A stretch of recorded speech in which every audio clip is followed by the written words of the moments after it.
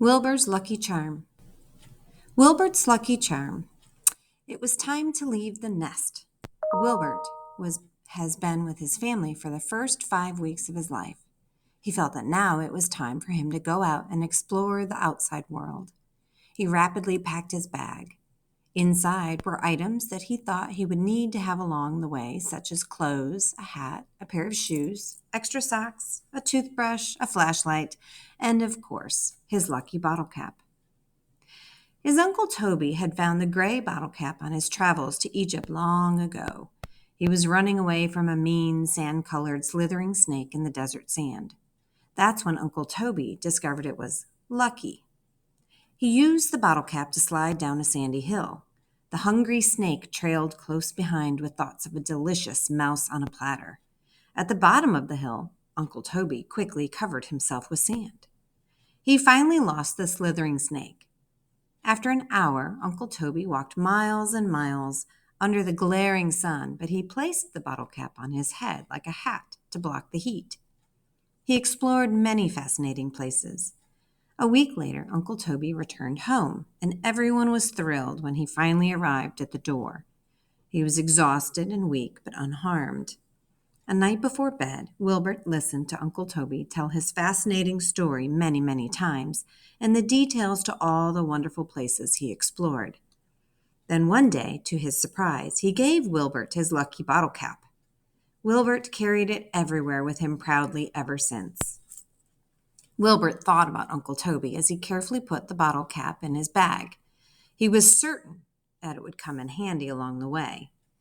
He headed into the living room where all his brothers and sisters were patiently waiting. His mother was in the doorway carrying a plate of cheddar cheese. Wilbert grinned as he took the plate and gave her a gentle hug. She knew it was his favorite meal to eat for breakfast.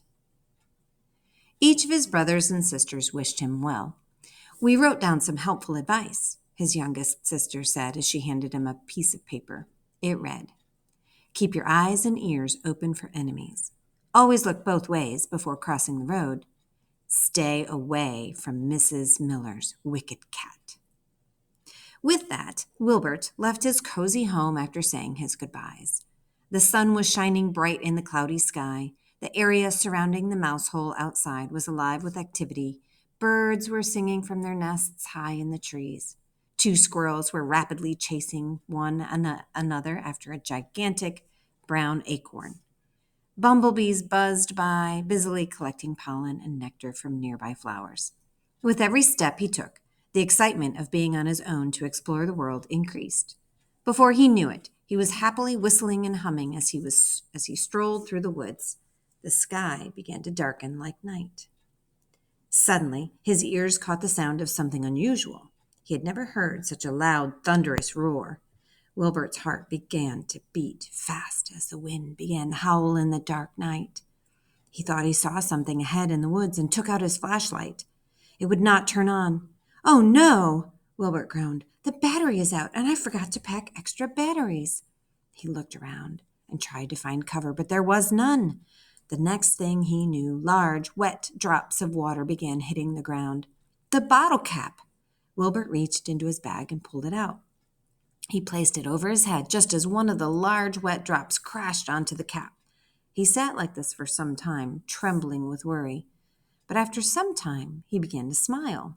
He knew he did not have to worry anymore because he had his bottle cap to keep him dry. When the storms passed, he shook his bottle cap dry before placing it back in the bag. He walked along the path for a few hours under the light of the moon and stars. Eventually, he grew tired and searched for a cozy place to sleep.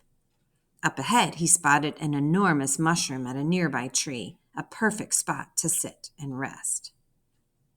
As he was setting his bag down under the mushroom, he heard something say, "Well, what have we here?"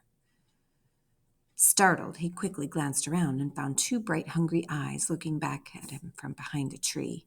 Wilbert's eyes grew wide and round like the moon when he saw the creature lick its lips and smile mischievously. "A cat!" Wilbert cried. Wilbert quickly turned around and ran as fast as he could, holding on to the straps of his bag tightly.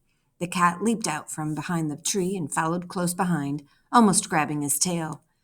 After a few minutes of running through some tall grass, Wilbert stopped at once when he approached a stream of rushing water. "Oh no, the water looks deep and I don't know how to swim," Wilbert cried.